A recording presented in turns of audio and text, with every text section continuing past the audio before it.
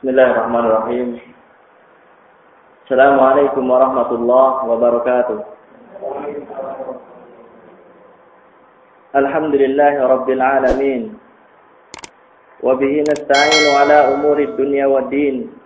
Wassalatu wassalamu ala asyrafil anbiya'i wal mursalin. Wa ala alihi wa sahbihi ajma'in.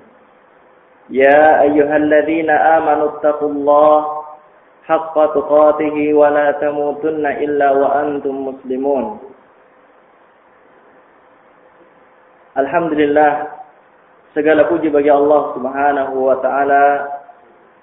Di pagi hari ini Allah Subhanahu wa taala masih memberikan kemudahan kepada kita, memberikan karunia-Nya kepada kita untuk bisa senantiasa mensyukuri nikmat-nikmat-Nya yang begitu banyak, yang tidak terhitung dan tidak terbilang, nikmat yang kita rasakan dari Allah Subhanahu wa taala. Allah Subhanahu wa taala telah menyebutkan tentang nikmat-Nya yang begitu banyak kepada umat manusia. Allah taala berfirman, wa atakum min kulli ma sa'altumuh wa in ta'uddu ni'matallahi la tuhsuha innal insana lazalumun kafar.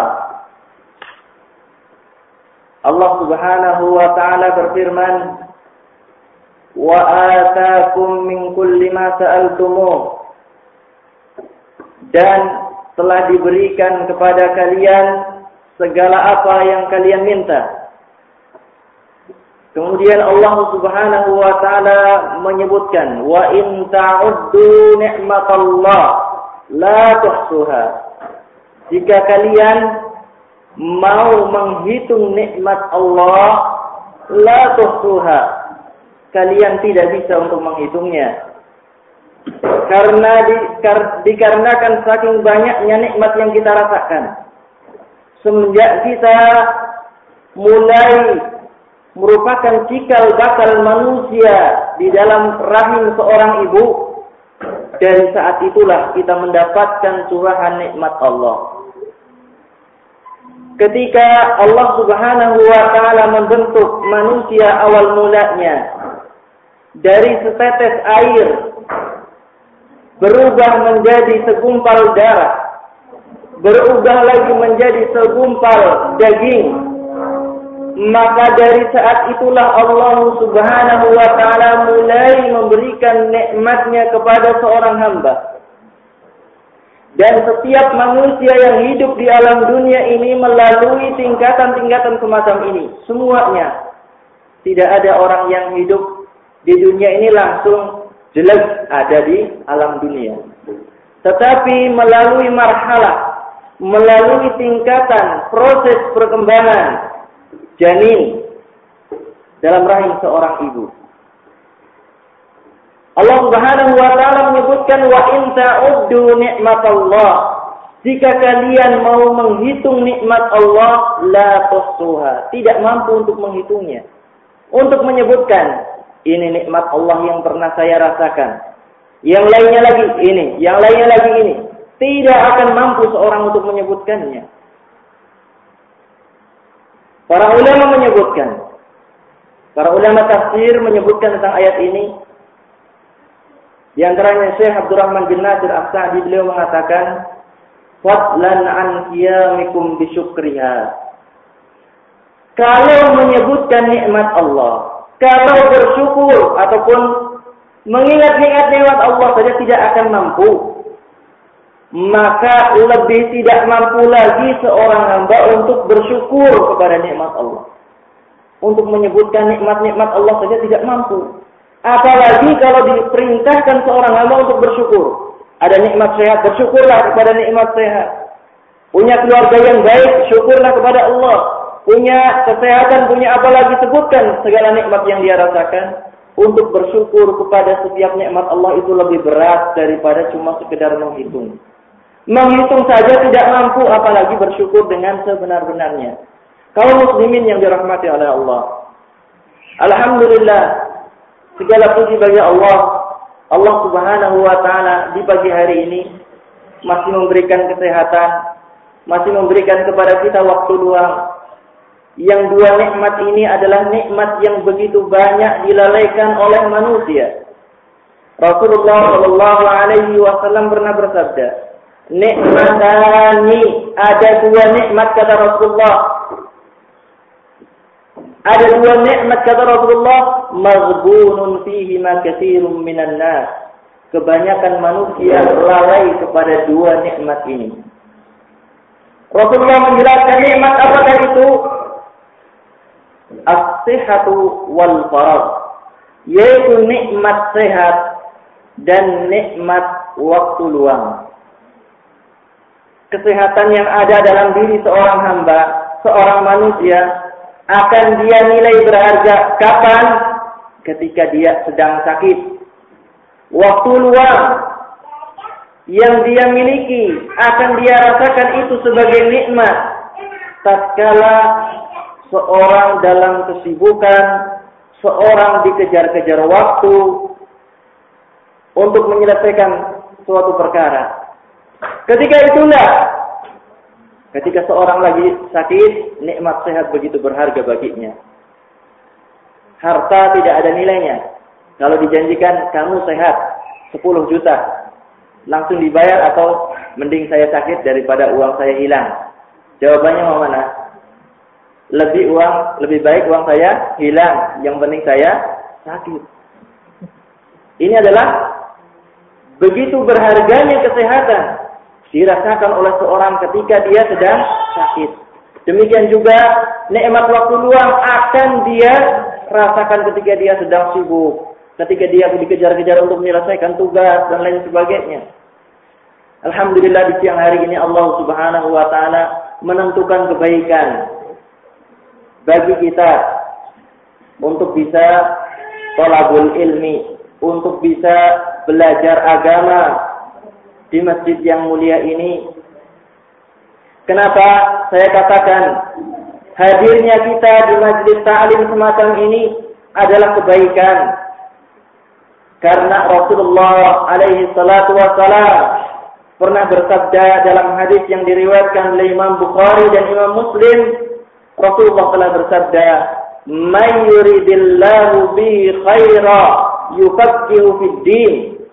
Kata Rasulullah, siapa saja orangnya yang dikehendaki oleh Allah kebaikan, maka akan difahamkan kepada agama.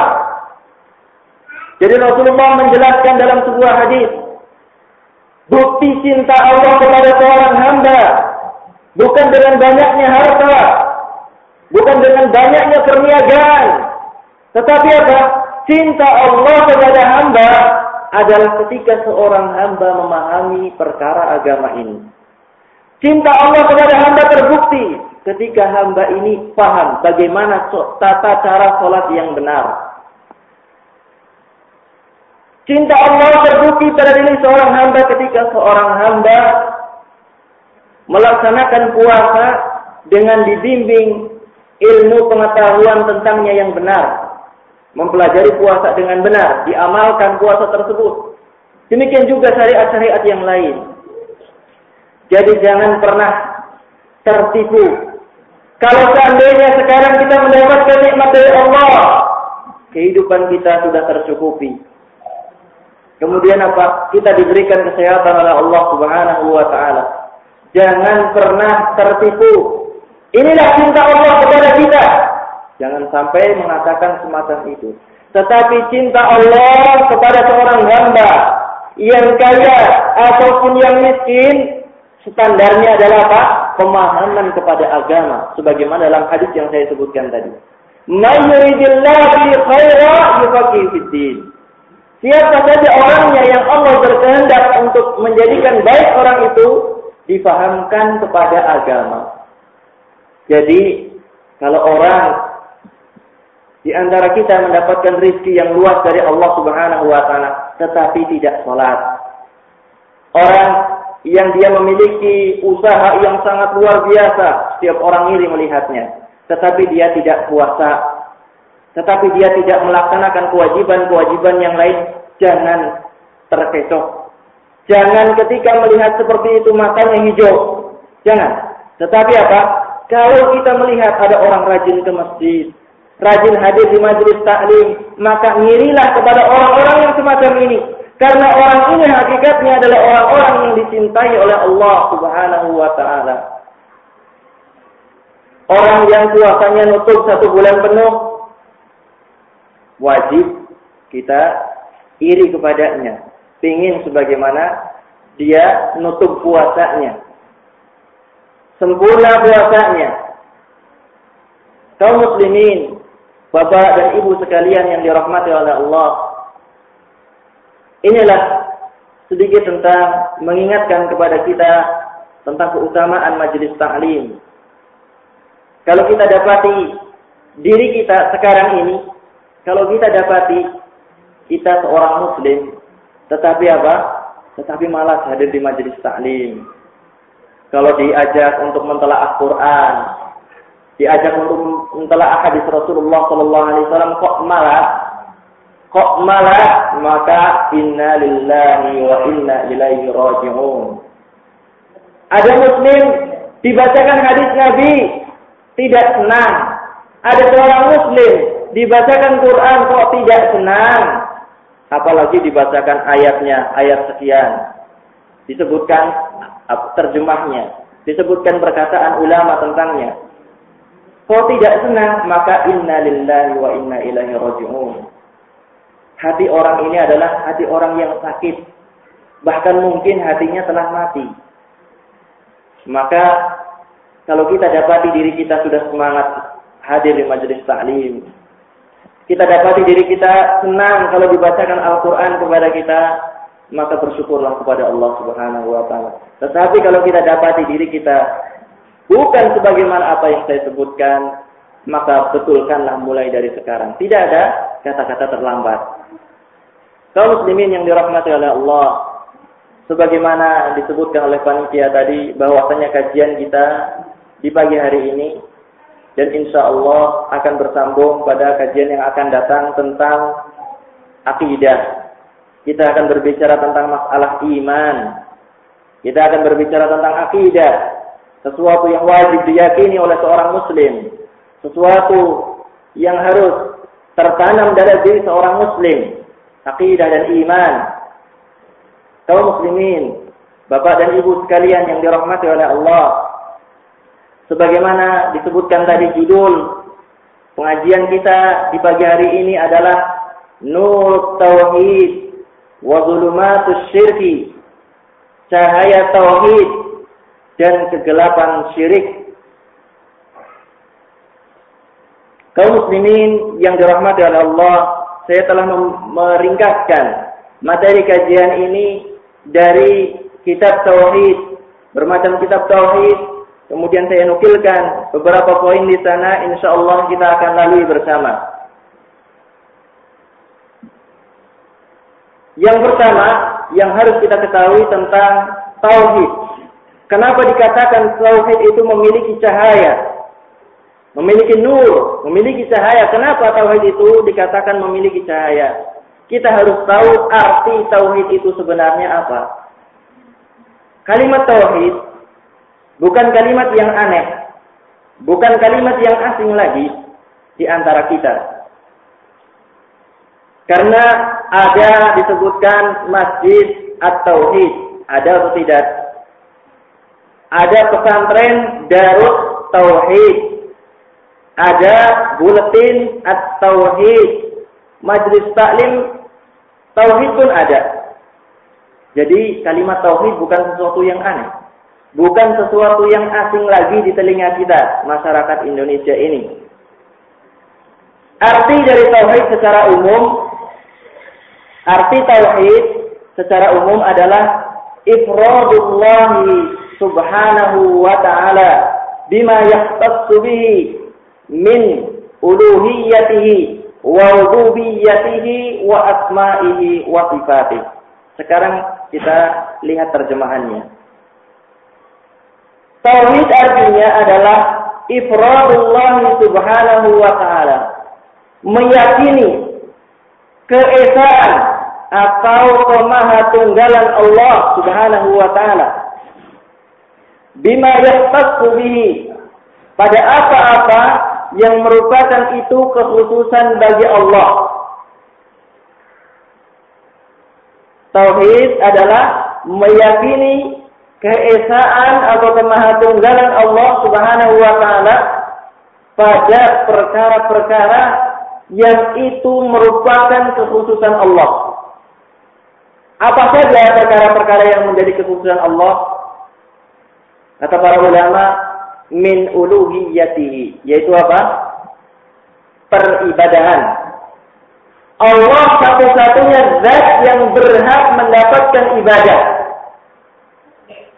Allah adalah satu-satunya zat yang berhak mendapatkan ibadah. Kemudian yang kedua, wa rububiyyatihi, dan keesaan Allah di dalam masalah rububiyah. Rububiyah ini artinya adalah Allah pencipta, Allah pengatur, Allah yang memberikan rizki, Allah yang menghidupkan, Allah yang mematikan. Jadi seorang harus meyakini bahwasanya Allah adalah satu-satunya yang menciptakan alam semesta dengan segala apa yang ada di dalamnya. Allah subhanahu wa ta'ala satu-satunya yang berhak menghidupkan, yang berhak memberikan rezeki kepada hamba-Nya. Cuma Allah saja yang memiliki hak semacam ini. Kemudian yang ketiga adalah meyakini keesaan Allah di dalam nama-nama dan sifat-sifatnya. Bagaimana meyakini keesaan Allah di dalam nama dan sifat-sifat Allah? Yaitu dengan cara menetapkan apa yang ditetapkan oleh Allah dan Rasul-Nya, dan meniadakan apa yang ditiadakan oleh Allah dan Rasul-Nya.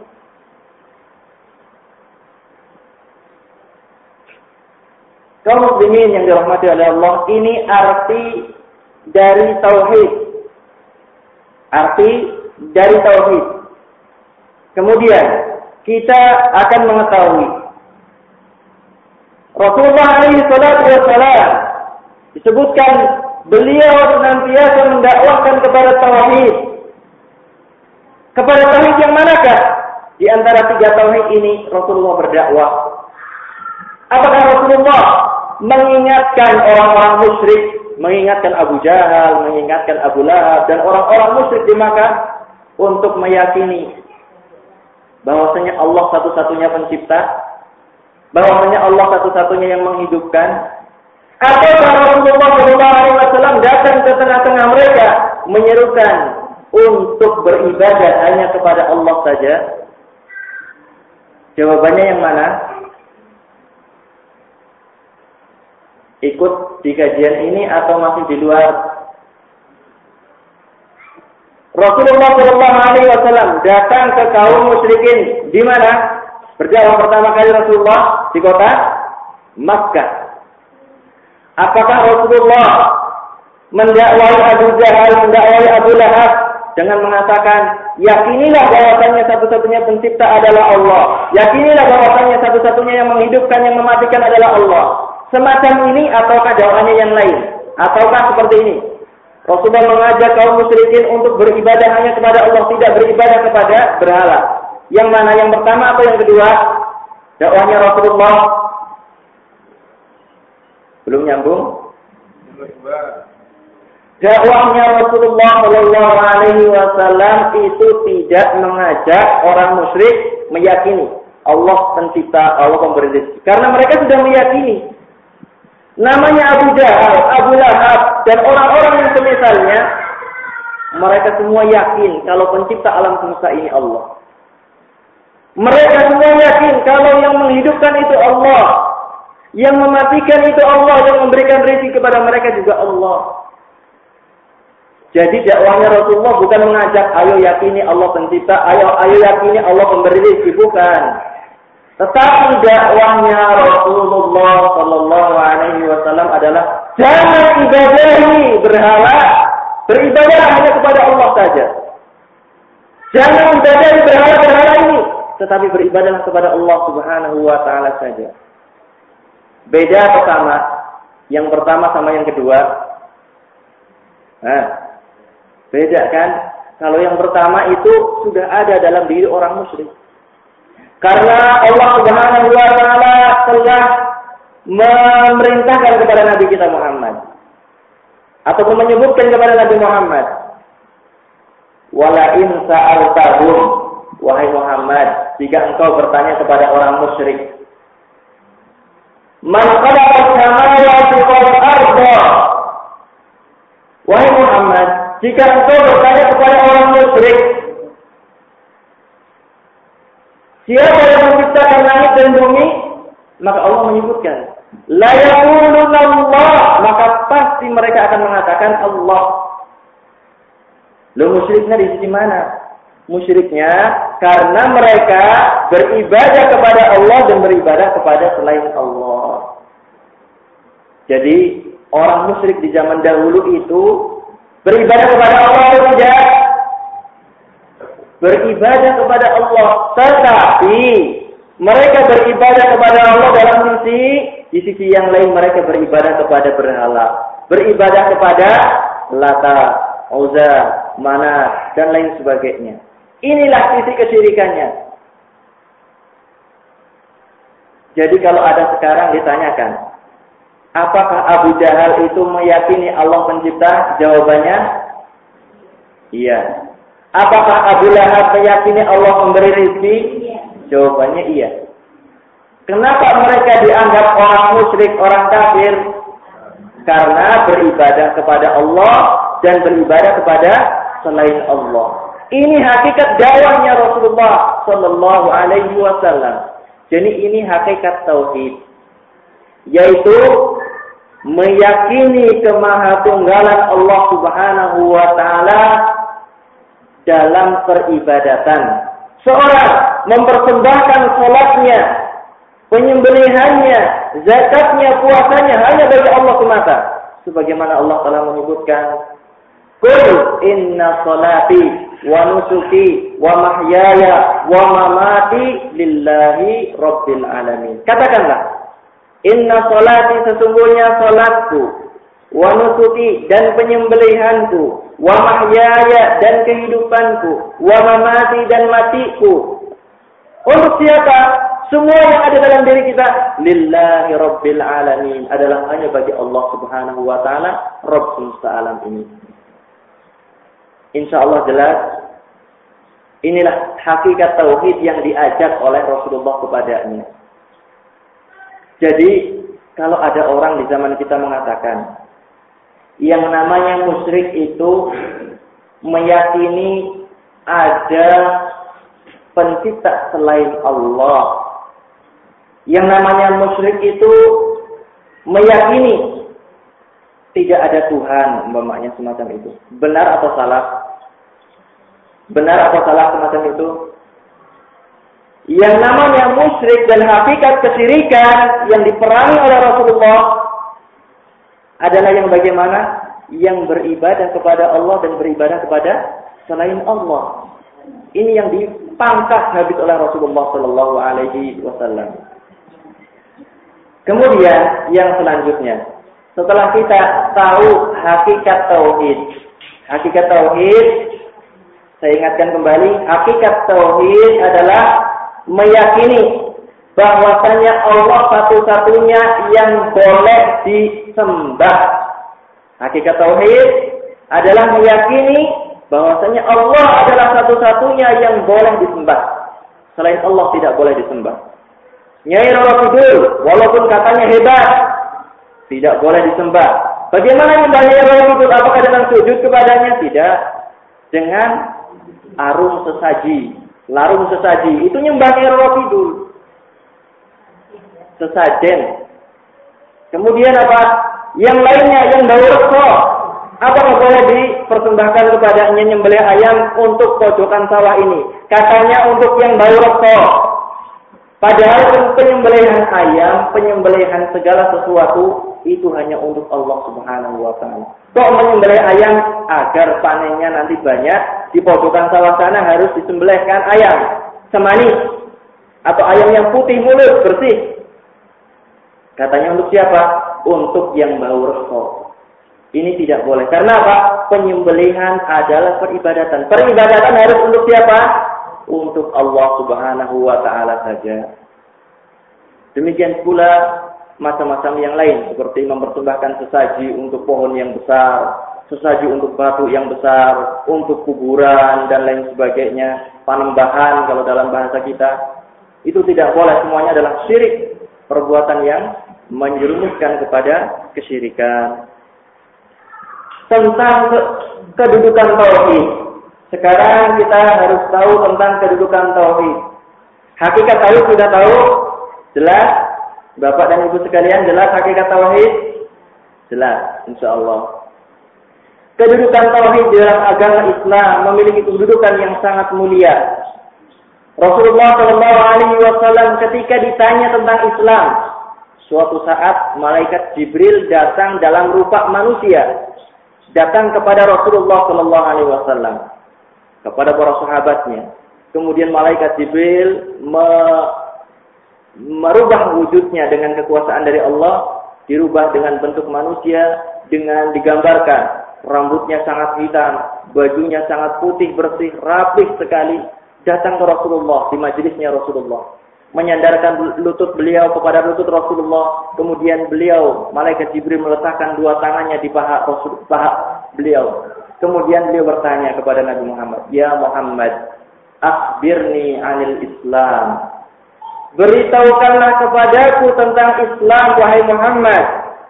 Malaikat Jibril bertanya kepada Muhammad, bukan karena enggak tahu, tetapi karena apa? Ingin mengajari para sahabat yang hadir di sekeliling Rasulullah sallallahu alaihi wasallam. Ketika itu Rasulullah sallallahu alaihi wasallam, apa yang dijawab oleh Rasulullah? Apakah beliau ketika ditanya tentang Islam langsung mengatakan salat? Apakah dia mengatakan zakat? Apakah mengatakan puasa? Tidak. Apakah haji? Juga tidak. Apa yang dikatakan oleh Rasulullah? An tashhadu an la ilaha illallah wa anna Muhammadar Rasulullah. Yaitu kalian bersaksi bahwasanya tidak ada sesembahan yang boleh diibadahi kecuali Allah. Berarti inti ajaran Islam yang paling besar adalah apa? La ilaha illallah. Yaitu apa? Tauhid. Tidak ada sesembahan yang benar kecuali Allah. Kalau dikatakan tidak ada Tuhan selain Allah, benar atau salah? La ilaha illallah diartikan tidak ada Tuhan kecuali Allah. Yang namanya Tuhan itu apa sih? Tuhan adalah sesuatu yang diagungkan dengan dibarengi rasa cinta dan pengagungan. Kalau dikatakan tidak ada Tuhan kecuali Allah, orang sekarang yang nelayan di pesisir selatan mempersembahkan perhiasan emasnya kah itu, sesajian berupa makanan, sesembelihan kambing dan lain sebagainya, dimasukkan ke dalam laut. Ada rasa pengagungan atau tidak? Ada rasa cinta atau tidak kepada Nyai Roro Kidul? Ada enggak pengagungan rasanya? Pasti ada. Maka kalau kita katakan tidak ada Tuhan kecuali Allah, maka kalimat ini salah. Karena mereka apa? Nyai Roro Kidul juga diagungkan, dibesar-besarkan, dicintai oleh mereka. Demikian juga yang lainnya yang melaksanakan kesyirikan. Ada enggak orang yang mengagungkan jabatan? Ada. Mencintai jabatan, maka ada istilah mempertuhankan tahta, mempertuhankan wanita. Ada nggak istilah semacam itu? Hah? Ada kan? Jadi ingatkan lagi bahwasanya kalimat la ilaha illallah artinya adalah tidak ada yang boleh disembah. Tidak ada yang boleh disembah kecuali siapa?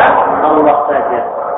Jadi selain Allah tidak boleh diibadahi, selain Allah tidak boleh disembah. Kaum muslimin yang dirahmati oleh Allah, ini kedudukan yang pertama dari kedudukan tauhid. Bahwasanya tauhid, ya, tauhid adalah inti ajaran Islam. Rukun Islam yang pertama yaitu la ilaha illallah Muhammadur Rasulullah, hakikatnya adalah tauhid. Ini kedudukan yang sangat besar yang dimiliki oleh tauhid. Yang kedua, kedudukannya adalah sangat mulia. Karena tujuan penciptaan jin dan manusia adalah untuk bertauhid kepada Allah Subhanahu wa taala. Jadi, adanya kita di alam dunia ini, Allah menciptakan jin di alam dunia ini, tujuannya untuk apa? Untuk apa tujuannya? Untuk beribadah kepada Allah. Sebagaimana dalam surat Az-Zariyat ayat yang ke-56. Allah Ta'ala berfirman, "Wa ma khalaqtul jinna wal insa illa liya'budun." Tidaklah aku ciptakan jin, tidaklah aku ciptakan manusia, illa liya'budun, kecuali hanya untuk beribadah kepada-Ku. Sahabat yang mulia Abdullah bin Abbas, beliau mengatakan, setiap perintah yang disebutkan oleh Allah di dalam Al-Quran, maka maksudnya adalah untuk mentauhidkan Allah. Jadi setiap perintah yang ada di dalam Al-Quran, ada perintah Ubudullah, maka yang dimaksudkan adalah untuk meyakini keesaan Allah dalam peribadahan. Inilah kedudukan tauhid yang kedua. Diingat kembali, biar terulang terus. Yang pertama tadi apa? Tauhid adalah inti dari ajaran Islam. Yang kedua, tauhid merupakan tujuan diciptakannya jin dan manusia. Yang ketiga sekarang, tauhid merupakan ajaran setiap nabi dan setiap rasul. Jadi setiap nabi dan setiap rasul datang kepada kaumnya menyerukan, beribadahlah kalian kepada Allah dan tinggalkan peribadahan kepada selain Allah. Sebagaimana Allah Subhanahu wa taala telah berfirman menyebutkan tentang hal ini di dalam surat An-Nahl ayat yang ke-36. Allah Subhanahu wa taala berfirman, "Wa laqad ba'atsna fi kulli ummatin rasula an i'budullah wajtanibut taghut." Allah Ta'ala telah berfirman, "Walaqad ba'atsna," dan sungguh telah kami utus, fi kulli ummatin, pada setiap umat, pada setiap kelompok manusia, rasulan, seorang rasul. Tujuannya untuk apa? Allah mengutus para nabi dan para rasul kepada setiap umat. Tujuannya untuk apa? Tujuannya untuk menyerukan mereka, ani abudullah, agar kalian wahai umatku beribadah kepada Allah semata, wajtanibut taghut, dan menjauhi peribadahan kepada taghut. Taghut adalah setiap apa yang diibadahi selain Allah, itu taghut namanya. Kaum muslimin yang dirahmati oleh Allah, Rasulullah alaihi salatu wasallam juga pernah bersabda dalam sebuah hadis. Di dalam hadis yang diriwayatkan oleh Imam Bukhari dan Imam Muslim, Rasulullah sallallahu alaihi wasallam bersabda, "Al-anbiya'u ikhwatun lil Allah, abuhum wahid wa ummahatuhum syatta." Kata Rasulullah, para nabi itu ikhwatun lil Allah, adalah bersaudara tetapi saudara tiri. Abuhum wahid, bapak mereka satu. Wa ummahatuhum syatta, dan ibu-ibu mereka itu banyak, berbeda-beda. Para ulama menjelaskan, maksud dari ayat ini adalah para nabi syariatnya berbeda-beda. Tata cara sholatnya, beribadah kepada Allah itu berbeda-beda. Tetapi inti ajaran yang dibawa oleh para nabi adalah satu. Untuk apa? Menyembah Allah dan meninggalkan peribadahan kepada selain Allah Subhanahu wa ta'ala.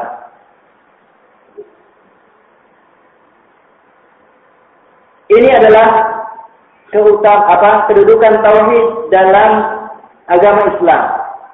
Ada berapa tadi yang saya sebutkan? 4 atau 5? 3. Yang saya sebutkan itu 3. 4 atau 5? Jawabannya 3. Yang perhatikan akan tahu. Yang pertama apa tadi? Tauhid adalah inti ajaran Islam. Yang kedua, tauhid adalah tujuan penciptaan jin dan manusia. Yang ketiga, tauhid merupakan dakwah yang diserukan oleh seluruh nabi dan seluruh rasul. Tidak ada nabi, tidak ada rasul melainkan berdakwah kepada kalimat tauhid ini. Sekarang sudah tahu kedudukan dalam agama Islam sangat mulia sekali. Sekarang kita akan sebutkan cahaya-cahaya tauhid. Karena kita sudah tahu hakikatnya, kedudukannya sangat mulia dalam agama Islam, kita akan berikan semangat agar apa? Kita cinta kepada kalimat tauhid ini. Yaitu apa? Tentang keutamaan bagi ahli tauhid. Bagi orang-orang yang bertauhid. Bagi orang-orang yang tidak beribadah kecuali hanya kepada Allah. Keutamanya sangat banyak, di antaranya yang pertama, keutamaan ahli tauhid. Yang pertama adalah mereka akan mendapatkan jaminan dari Allah Subhanahu wa ta'ala berupa hidayah di dunia ini, dan nanti di akhirat akan diberikan ketenangan. Jadi orang yang bertauhid di dunia ini akan mendapatkan petunjuk hidayah dari Allah, dan di akhirat akan mendapatkan rasa aman dan tenang ketika manusia semuanya takut menghadapi apa? Alam akhirat. Ketika menghadapi padang mahsyar semua orang takut. Tetapi ahli tauhid diberikan kekuatan oleh Allah Subhanahu wa ta'ala sehingga dirinya merasa tenang. Yang pertama, ini yang pertama. Dalilnya dari mana? Dari firman Allah Subhanahu wa ta'ala di dalam surat Al-An'am ayat yang ke-82.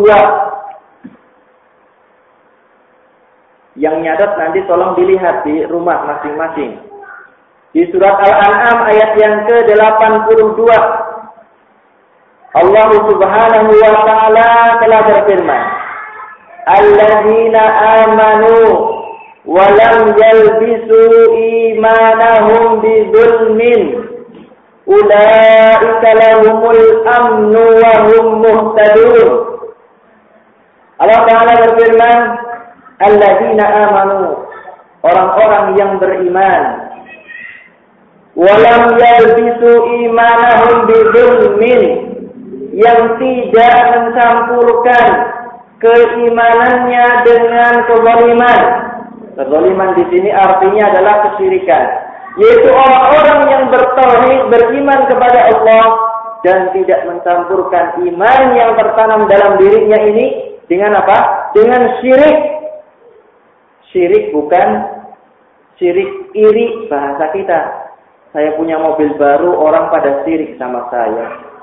Saya punya rumah baru, syirik sama saya. Bukan ini. Nanti kita akan jelaskan tentang syirik.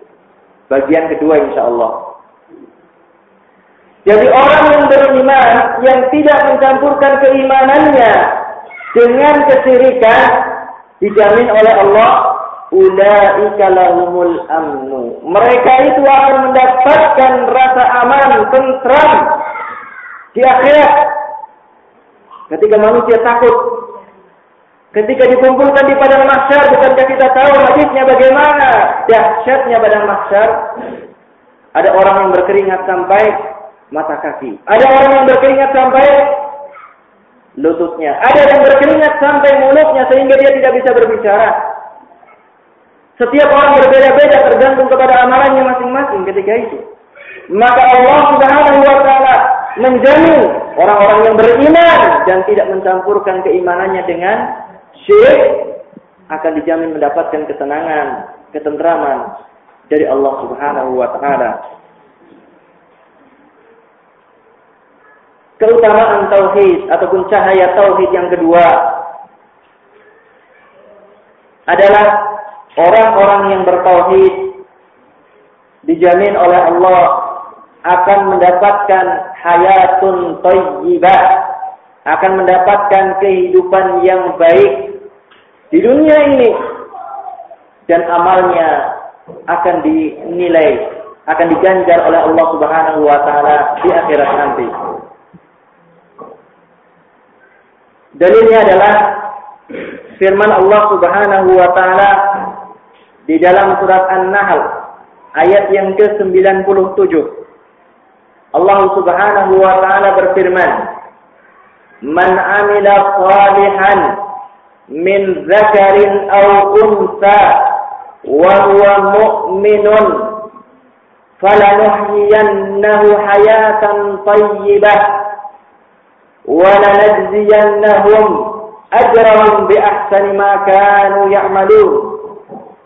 Allah taala berfirman, "Man 'amila shalihan," siapa saja yang melakukan amalan saleh, siapa saja yang beramal dengan amalan saleh, min zakarin aw unsa, baik laki-laki ataupun perempuan, balasannya apa? Falanuhyiyannahu hayatan thayyibah, maka akan diberikan kepadanya kehidupan yang baik. Orang yang beramal soleh didasari dengan iman akan diberikan kehidupan yang baik. Kalau ada orang mungkin bertanya, saya sudah sholat selama 20 tahun, ternyata saya masih sengsara. Saya sudah Islam mulai dari kecil, kenapa saya kehidupannya masih melarat? Kenapa penghasilan saya belum pernah lebih dari 1 juta dalam 1 bulan? Dari pertama saya kerja, sudah 15 tahun kerja, penghasilan kok di bawah 1 juta terus. Katanya orang yang beriman dan beramal soleh akan diberikan kehidupan yang baik. Yang seperti apakah kehidupan yang baik itu? Maka para ulama menjelaskan, kehidupan yang baik itu adalah kehidupan yang dibangun di bawah naungan Al-Quran dan Sunnah. Bukan mewahnya dunia sebagai ukuran. Bukan banyaknya harta sebagai ukuran.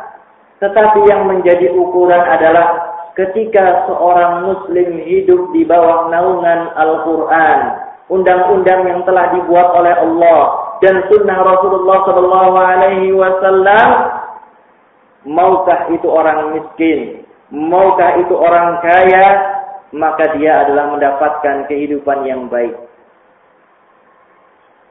Jadi tidak ada istilah lagi sekarang, saya sholat sudah sedemikian lama, yang wajib, yang sunnah, saya puasa yang wajib saya kerjakan, sunnah demi saya kerjakan. Kok saya masih miskin, katanya janjinya mau dimudahkan. Hidup yang baik. Hidup yang baik standarnya adalah bukan dengan banyaknya harta, tetapi dengan apa? Dengan kesesuaian kita. Apakah sesuai dengan Quran? Apakah sesuai dengan sunnah? Atau tidak? Ini standar hidup yang baik. Kaum muslimin yang dirahmati oleh Allah, inilah keutamaan tauhid ataupun cahaya tauhid yang kedua. Kemudian yang ketiga, ahli tauhid atau ahli tauhid dijamin pasti masuk surga. Apakah saya perlu mengutarakan insya Allah? Saya tidak. Karena ini berupa janji dari Allah dan Rasulnya. Sebagaimana para ulama ketika menjelaskan kitab akidah, ketika mereka menjelaskan tentang keutamaan tauhid, bahwasanya orang yang bertauhid ini akan masuk surga, mereka mengatakan pasti. Karena apa? Karena Allah dan Rasulnya yang berjanji. Tetapi kalau dari segi manusianya, maka dilihat kepada pribadi masing-masing. Allah berjanji pasti menepati janjinya, Rasulullah berjanji pasti memenuhi janjinya. Tetapi apa? Apakah orang yang di dunia ini tidak bertauhid kemudian pasti masuk surga? Karena apa? Kita lihat kepada pribadi masing-masing. Dilihat kepada apa yang ada dalam diri orang tersebut. Dalilnya adalah sebagaimana telah disabdakan oleh Rasulullah SAW dalam hadis yang diriwayatkan oleh Imam Bukhari dan Imam Muslim. Rasulullah SAW memberikan jaminan kepada orang yang bertauhid. Rasulullah bersabda, "Man syahida an la ilaha illallah." Siapa saja yang bersaksi bahwasannya tidak ada sesembahan yang benar kecuali Allah, wa anna Muhammadan abduhu wa rasuluh, dan bahwasanya Nabi Muhammad adalah hamba dan utusan Allah, wa anna Isa abdullah wa rasuluh, dan bahwasanya Isa itu adalah hamba Allah dan utusannya, wal jannata haq wan nar haq, dan juga bersaksi meyakini bahwasanya surga dan neraka itu benar adanya, maka jaminannya dikatakan oleh Rasulullah SAW, adkhalahu Allahul jannata ala ma kana minal amal. Allah akan memasukkan orang tersebut ke dalam surga bagaimanapun amalannya. Dengan syarat mengimani 5 hal dalam hadis ini. Apa saja? Yang pertama, meyakini bahwasanya Allah satu-satunya yang berhak diibadahi. Meyakini bahwasanya Nabi Muhammad adalah hamba dan utusan Allah. Kemudian apa lagi? Meyakini bahwasanya Nabi Isa adalah hamba dan utusan Allah.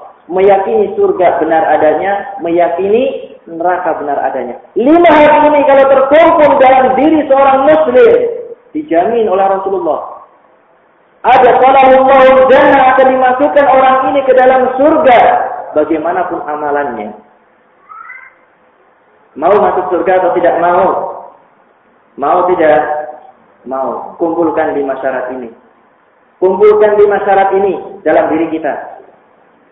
Maka insya Allah kita katakan insya Allah, karena apa? Kita seorang hamba, kita mengatakan insya Allah. Tetapi berkaitan dengan janji Allah, kita tidak katakan insya Allah.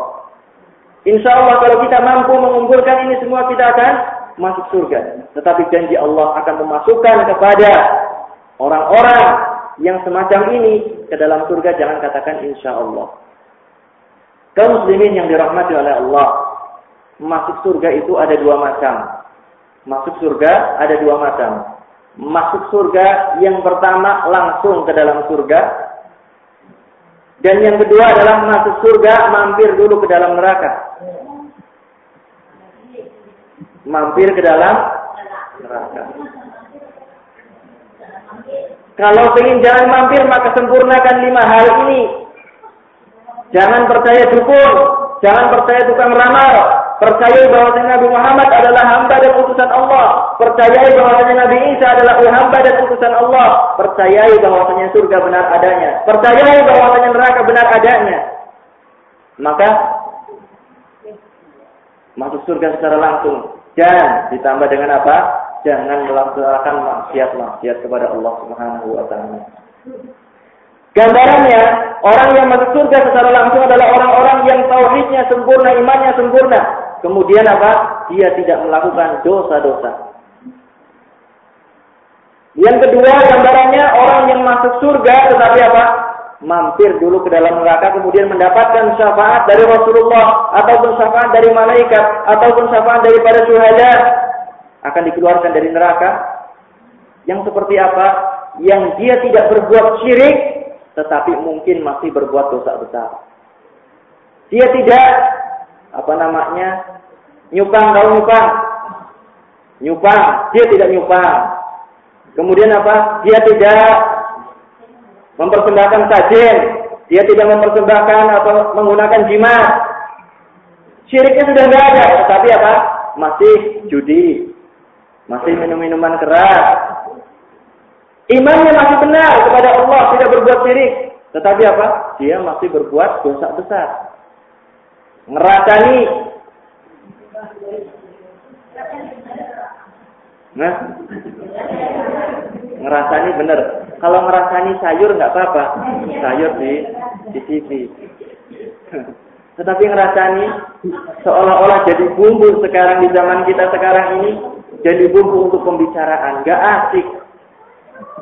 Kalau di pengajian cerita seperti ini, banyak yang nunduk semacam ini, ngantuk.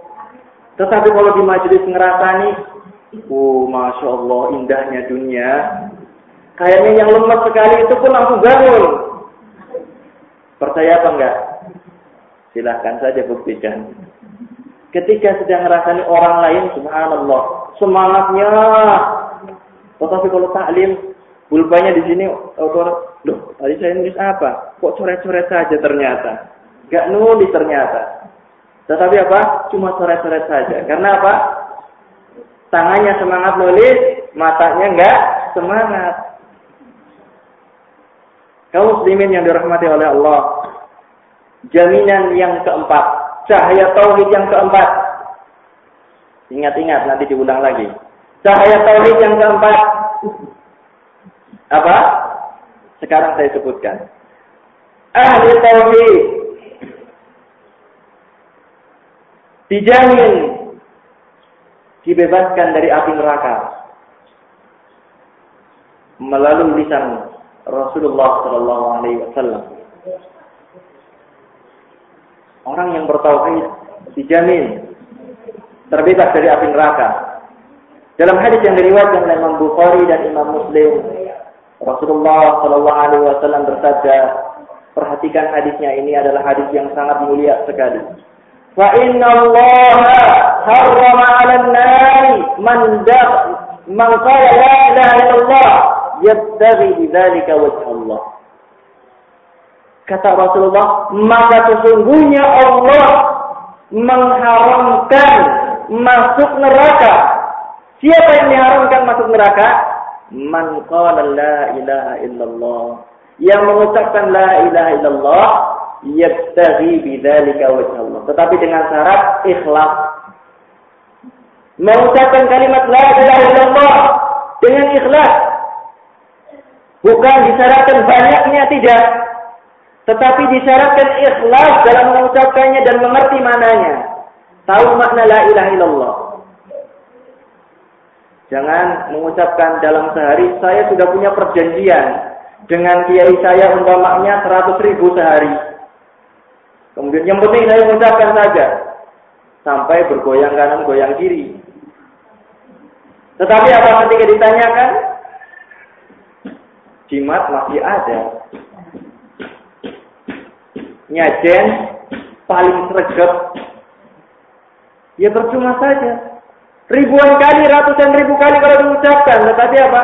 Kalau masih datang ke marembahan, mbah kula nyuwun niki, kula badhe gadah hajatan, loh, minta kepada Allah, wa idza sta'anta fas'alillah, kata Rasulullah. Jika kalian minta kepada Allah.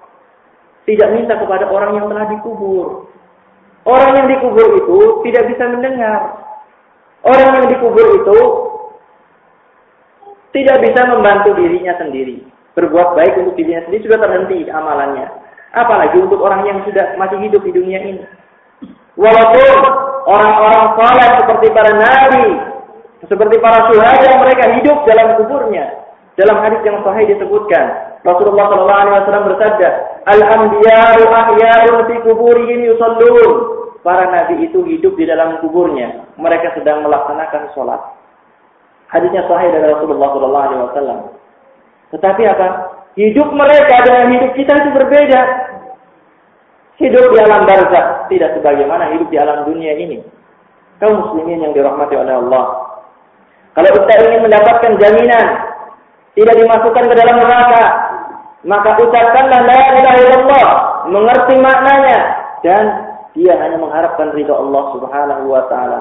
Bukan karena saya mengucapkan la ilaha illallah ketika saya meminang ataupun menikahi si fulana.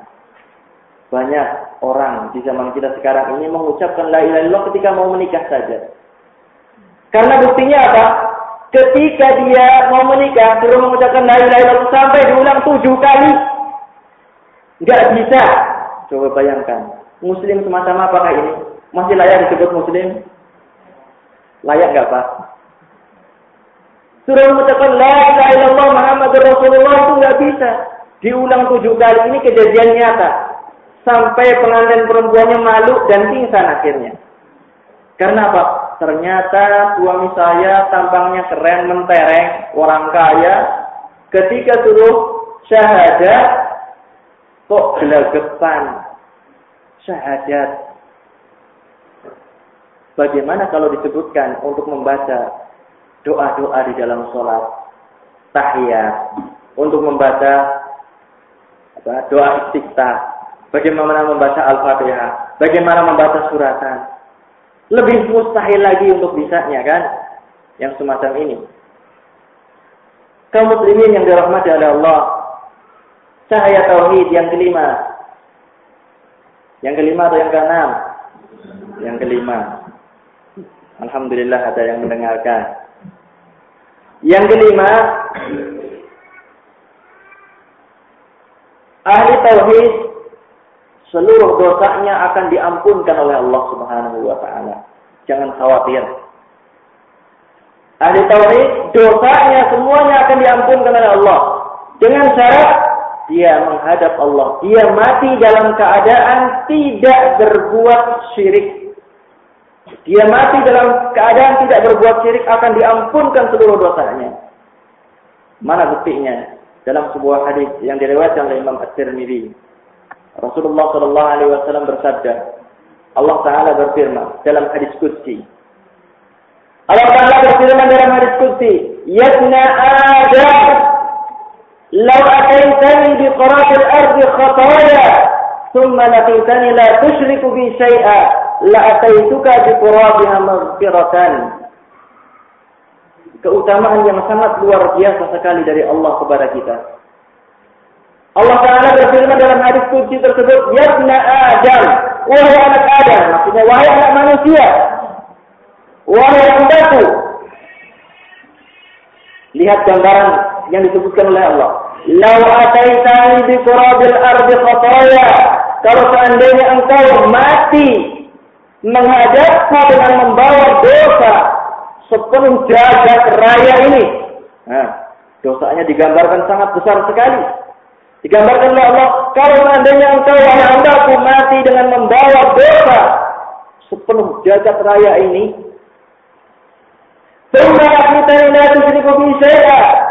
yang engkau mati tidak membawa dosa syirik terhadapku, kata Allah, la ataituka bi qurabiha maghfiratan, maka aku akan berikan kepadamu ampunan sebesar jagat raya ini juga. Apakah Allah bakhil kepada hambanya? Apakah Allah Maha Murah? Seorang hamba, dia membawa dosa, memanggil dosa sebesar jagat raya ini. Jagat raya ini besarnya seberapa? Besar atau kecil? Tidak saja Pulau Jawa belum keliling semuanya. Kalau kita sampai ujung pulau, kayaknya di luar Jawa. Kalau kita dari Batu Raden naik sedikit saja, kayaknya di Kalimantan. Padahal masih di Jawa, di Purwokerto juga. Kok rasanya sangat luas sekali? Mungkin ada di antara bapak dan ibu yang belum pernah datang ke Kemeranjen. Belum kan? Nggak tahu Kemeranjen di mana.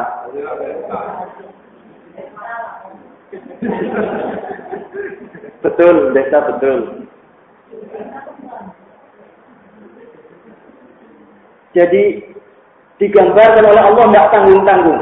Seorang hamba mati membawa dosa sepenuh jagat raya ini. Yang sudah pernah haji ada?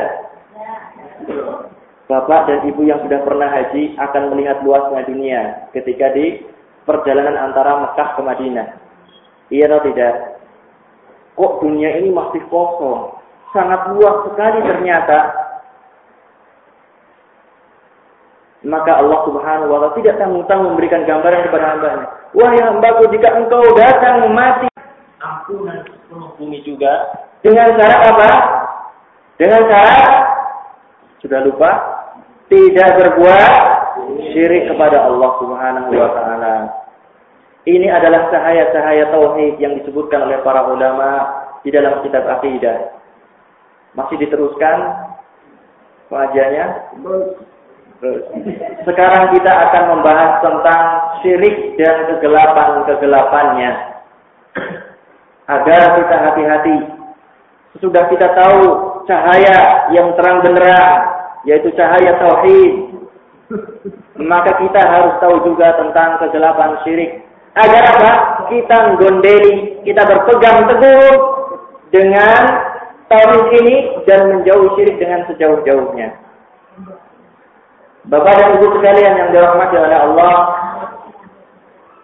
Bapak dan Ibu sekalian yang dirahmati oleh Allah, pertama kita harus tahu syirik.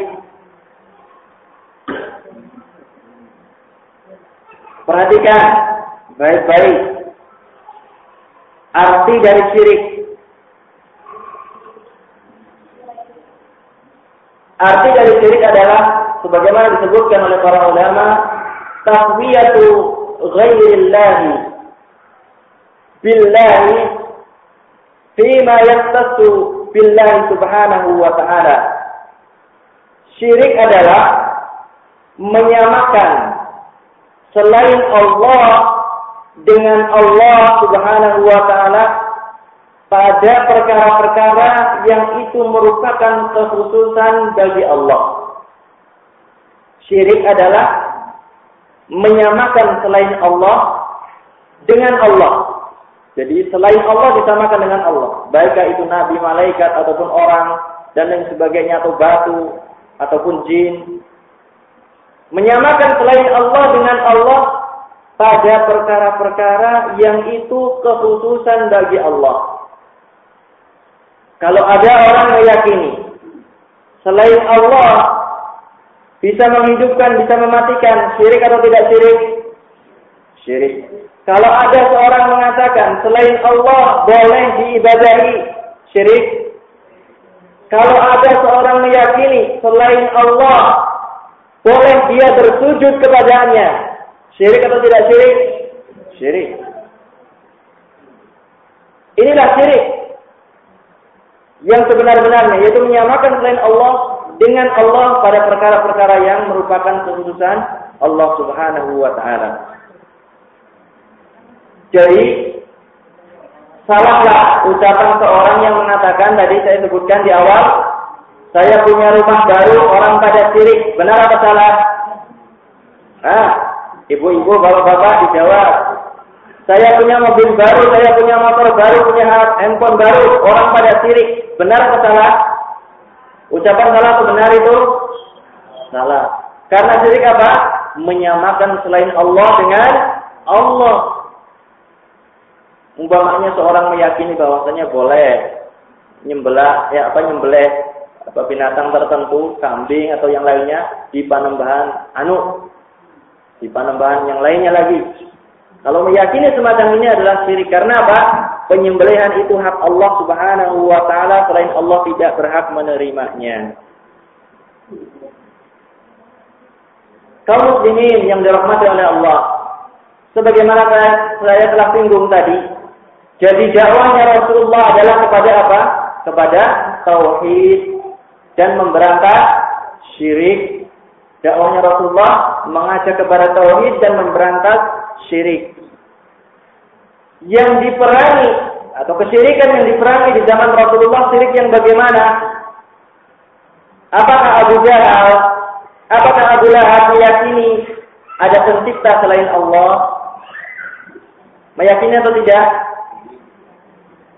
Ingat pelajarannya tadi. Mereka kalau ditanya siapa yang menciptakan langit dan bumi, mereka meyakini Allah. Jadi dalam masalah ini sudah tidak ada masalah perdebatan lagi. Jadi mereka orang-orang musyrik tidak pernah mengingkari Allah itu pencipta, Allah pemberi rezeki, Allah yang mematikan, yang menghidupkan. Mereka tidak mengingkari. Yang mereka ingkari yang bagaimana? Ketika Rasulullah, ayo beribadah kepada Allah saja, tinggalkan peribadahan kepada berhala. Ini yang diingkari oleh mereka. Dan ini hakikat kesyirikan yang ada di tengah kaum musyrikin zaman Rasulullah sallallahu alaihi wasallam. Kemudian tentang kegelapan syirik yang telah diancamkan oleh Allah Subhanahu wa taala dan Rasul-Nya. Bahaya syirik yang pertama. Tetapi ingat, syiriknya bukan syirik bahasa kita. Bukan yang tadi ya. Itu namanya apa? Itu bukan syirik, tetapi namanya iri, hasad. Ya, iri. Bahaya syirik yang pertama, ataupun kegelapan syirik yang pertama adalah syirik adalah dosa yang terbesar. Dosa yang terbesar. Tidak ada dosa yang melebihi dosa syirik. Allah Subhanahu wa taala menceritakan tentang Luqman di dalam surat Luqman ayat yang ke-13. Allah Taala berfirman, "Wa qala Luqman li ibnihi wa huwa ya'iduhu ya bunayya la tusyrik billah inna syirka la dzulmun 'adzim." Di dalam surat Luqman ayat yang ke-13 Allah Taala berfirman, "Wa idz qala Luqman li ibnihi." Tatkala Luqman sedang menasihati anaknya.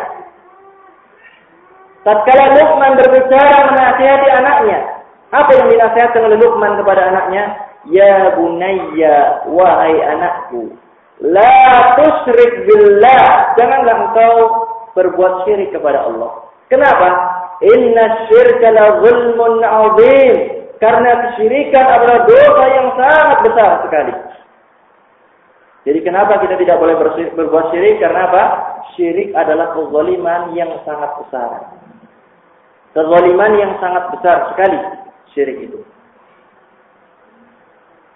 Kalau mungkin ada yang bertanya, kok syirik dikatakan zalim? Zalim, arti dari kalimat zalim adalah dalam bahasa Arab, wad'u syai' fi ghairi mawdhi'ihi, meletakkan sesuatu bukan pada tempatnya. Meletakkan sesuatu tidak pada tempatnya itu namanya zalim. Kalau seorang mengenakan peci digunakan untuk alas kaki, secara bahasa dikatakan zalim. Karena apa? Meletakkan sesuatu bukan pada tempatnya. Demikian juga kalau seorang menggunakan umpamanya apa? Sendal ditaruh, dikalungkan di sini. Ada sendal dikalungkan, orang stres. Meletakkan sesuatu bukan pada tempatnya dikatakan zalim. Kemudian Luqman disebutkan dalam firman Allah Ta'ala tadi, menasihatkan sesungguhnya syirik adalah kezaliman yang sangat besar. Kenapa syirik dikatakan kezaliman yang sangat besar? Karena syirik itu apa? Mempersembahkan ibadah. Ibadah ini untuk siapa harusnya? Untuk Allah. Kok dipersembahkan untuk Nyai Roro Kidul? Dipersembahkan untuk yang bau rekso? Dipersembahkan lagi untuk orang? Maka ini adalah apa? Kezaliman. Harusnya untuk Allah, kok malah untuk panendahan. Harusnya untuk Allah, kok dipalingkan kepada penguasa Gunung Kawi. Ini adalah apa? Kezaliman. Harusnya untuk siapa? Untuk Allah. Kemudian dipalingkan kepada selain Allah. Ini adalah kezaliman. Bahaya syirik yang kedua. Dosa syirik tidak akan diampuni oleh Allah. Takutlah kita ketika mendengarkan ayat yang mulia di dalam surat An-Nisa, ayat yang ke-48. Kita harus takut, benar-benar takut kepada Allah. Dosa syirik tidak akan diampuni oleh Allah Subhanahu wa taala selama-lamanya. Allah Ta'ala berfirman, "Innallaha la yaghfiru an yushraka bih wa yaghfiru ma duna dzalika liman yasha." Sesungguhnya Allah tidak akan mengampuni dosa orang yang berbuat syirik. Dan Allah akan mengampuni dosa yang tingkatannya di bawah syirik bagi siapa saja yang dikehendaki oleh Allah Subhanahu wa taala. Berarti apa bahaya syirik yang kedua apa tadi? Bahwasanya syirik tidak akan diampuni oleh Allah Subhanahu wa taala. Kalau ada yang bertanya, dulu saya pernah punya jimat, tetapi saya sekarang bertobat. Dulu saya pernah punya susuk, karena dulu saya nggak laku-laku, akhirnya saya pakai susuk. Kasihan sekali. Nggak laku, jadi pakai susuk, jadi berbuat syirik. Pak Ustaz, kalau saya sekarang bertobat, apakah dosa saya diampuni oleh Allah atau tidak? Diampuni atau tidak kira-kira? Dia berbuat syirik. Katanya tadi nggak diampuni loh.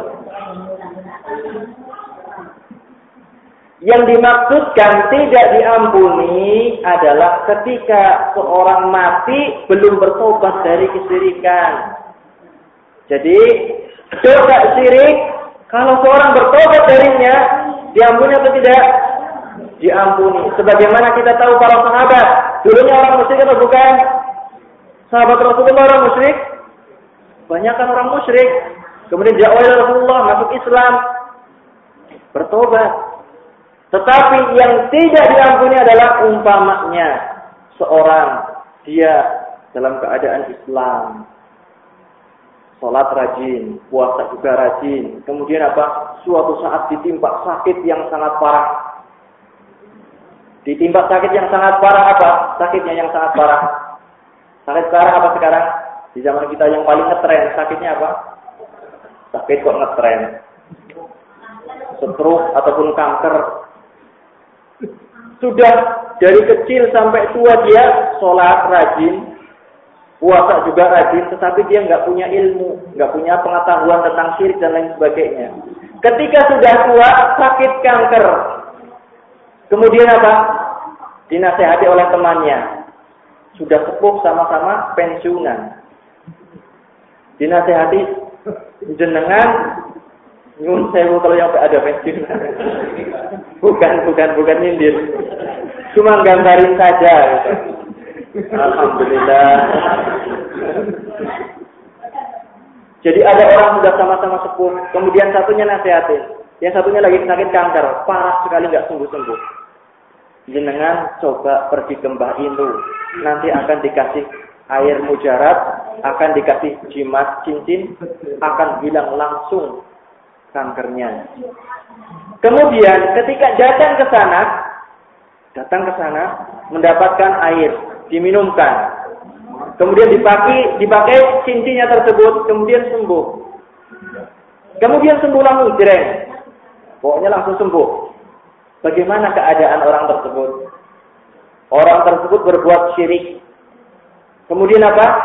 Sakitnya sembuh atau tidak? Sembuh dikatakan. Kemudian apa? Setelah pulang sampai rumah, belum sampai pintu rumahnya, mau main setbel, tahu-tahu kesetrum, mati.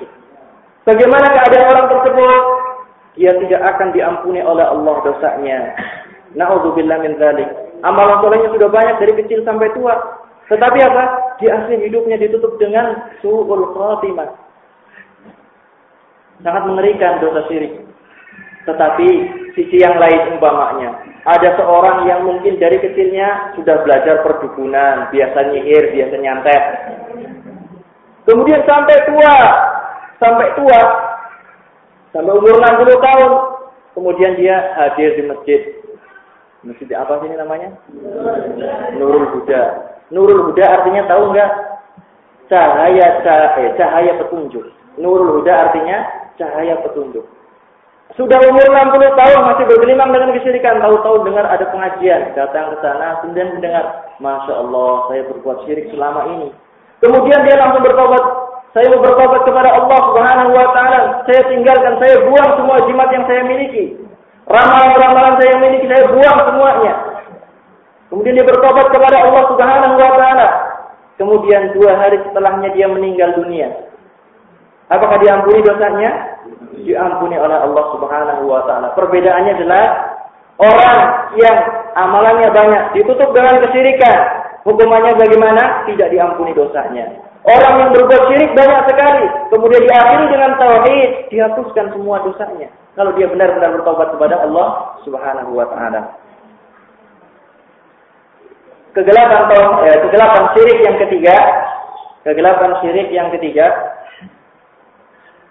pelaku syirik diharamkan masuk surga. Pelaku syirik diharamkan masuk surga. Kalau diharamkan masuk surga, berarti di emper-emperannya mungkin nggak? Haram sudah, nggak boleh, tidak mungkin. Nggak boleh sama sekali pokoknya. Yang namanya surga, emper-emperan juga tempat surga kan? Nggak boleh. Pokoknya orang yang berbuat syirik, yaitu mati dalam keadaan syirik, tidak akan dia mencium bau surga. Masuk ke dalamnya apalagi. Allah Subhanahu wa taala berfirman, "Innahu man yusyrik billahi faqad harrama Allahu 'alaihi al-jannah wa ma'wahu an-nar wa ma lidh-dhalimin min ansar." Di dalam surat Al-Maidah ayat yang ke-72. Al-Maidah ayat yang ke-72. Innahu man yusyrik billah, sesungguhnya orang yang berbuat syirik kepada Allah, faqad harrama Allahu 'alaihi al-jannah, maka Allah mengharamkan orang ini untuk masuk surga. Di mana tempat kembalinya? Apakah ada tempat di antara surga ini surga, ini neraka? Ada tempat pertengahan? Ada tempat pertengahan? Atau di akhirat cuma ada dua tempat? Nah, di akhirat nanti apakah ada surga, neraka top atau ada tempat lain? Tidak ada tempat lain. Tempatnya apa, Bu? Tempatnya apa kalau tempat lain? Itu bagi orang-orang ashabul a'raf saja. Tetapi mereka akhirnya juga dimasukkan ke dalam surga atau neraka? Surga.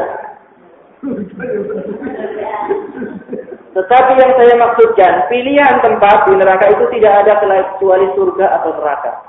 Orang yang berbuat syirik dikatakan haram masuk surga, berarti masuk neraka.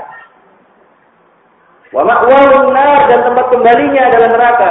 Wa ma lidh-dhalimin min ansar, dan tidak ada pertolongan bagi orang-orang yang berbuat zalim atau berbuat syirik. Kemudian yang keempat, bahaya syirik yang keempat. Atau yang terakhir insyaallah pada kesempatan kali ini. Bahaya syirik yang keempat, bahwasanya syirik akan menghapuskan seluruh amalan. Amal soleh yang dikerjakan, kalau bercampur dengan syirik akan hapus amalan soleh tersebut.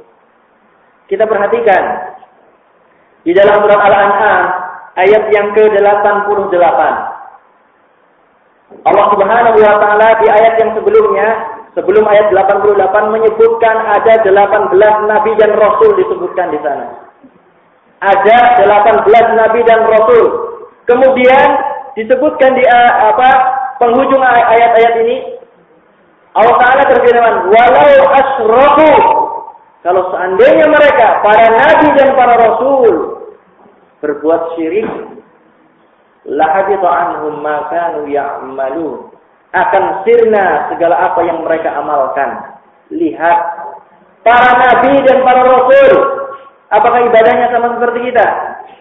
Sama enggak? Dakwahnya sama seperti kita, nabi dan rasul? Nabi Nuh umurnya berapa tahun? 950 tahun dihabiskan dalam berdakwah menyuruh kepada tauhid.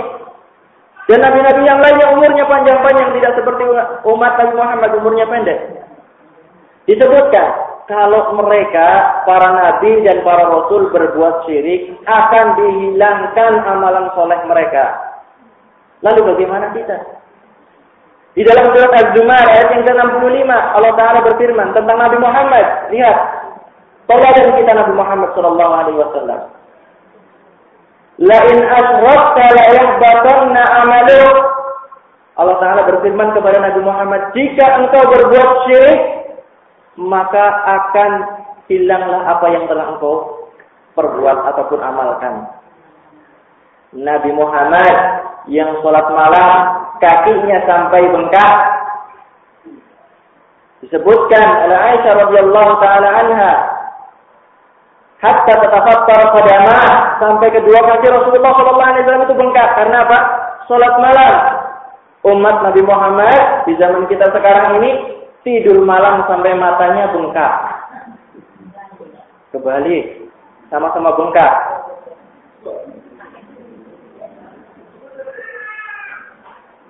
Lihatlah Rasulullah yang sholat sedemikian rupa. Rasulullah orang yang paling baik, paling dermawan, yang menyambung tali silaturahmi. Kemudian apa? Kalau berbuat syirik, kata Allah, kalau berbuat syirik engkau ya Muhammad akan hapus semua amalanmu. Lalu bagaimana kita? Yang sholatnya pun masih malas-malasan. Sholat jamaahnya pas bulan Ramadan saja. Itu juga sudah lumayan katanya. Alhamdulillah. Dan lain sebagainya. Kita masih kurang sekali dari Rasulullah. Lalu bagaimana kalau kita berbuat syirik kepada Allah Subhanahu wa taala? Kaum muslimin yang dirahmati oleh Allah, ini adalah sesuatu yang bisa kita pelajari di siang hari ini tentang cahaya tauhid dan juga kegelapan syirik. Kesimpulan dari apa yang kita pelajari pada kesempatan kali ini adalah kita wajib. Yang pertama adalah kita wajib takut terjerumus kepada kesyirikan karena ancamannya begitu dahsyat sekali. Rasulullah sallallahu alaihi wasallam pun khawatir kalau seandainya terjerumus kepada kesyirikan. Rasulullah mengajarkan doa kepada kita agar kita tidak terjerumus kepada kesyirikan. Kemudian Nabi Ibrahim alaihissalam termasuk nabi yang paling mulia. Dia pernah berdoa kepada Allah Subhanahu wa taala, "Wajnubni wa baniya an na'budal asnam." Wahai Tuhanku, jauhkanlah aku dan keturunanku daripada peribadahan kepada berhala. Apakah Nabi Ibrahim tidak tahu ajaran Islam yang benar? Apakah Nabi Ibrahim tidak tahu hakikat tauhid? Kemudian dia berdoa. Maka kita harus khawatir terjerumus kepada kesyirikan. Dan kita berusaha. Rasa takut yang ada dalam diri kita, rasa takut terjerumus kepada kesyirikan adalah memompa semangat yang ada dalam diri kita untuk belajar tauhid, belajar bagaimana akidah yang benar, akidah yang lurus sesuai dengan apa yang diajarkan oleh Rasulullah sallallahu alaihi wasallam. Mungkin sampai di sini apa yang bisa kita pelajari. Waktu yang tersisa insyaallah, mungkin kalau ada pertanyaan dari apa yang saya sampaikan.